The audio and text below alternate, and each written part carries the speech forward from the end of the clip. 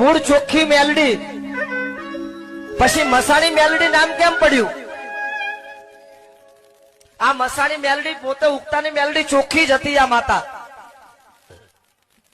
પણ જેથી ભૂવો વિધિ કરવા માટે થઈને કાળી ચૌદસે શમશાનમાં જાય અને શમશાનમાં ગયા પછી કહેવાય છે કે પોતાની ઉગતાની મેલડી ચોખ્ખી માતાને એમ કે તારે શમશાનમાં આવવાનું નથી. એટલે માતા તો ભૂવાના વેણે ઉભી રહી ને, એટલે વેણે માતા ઉભી રહી કે વાંધો નહીં, મારો ભૂવો હમણાં જઈને ફરીને આટા મારીને આવતો રહેશે. આને નાખી સોગન મેલડીને કે તને તારા ભૂવાની સોગન છે, હું મરી જાઉં જીવી જાઉં, તારે અંદર આવવાનું નહીં.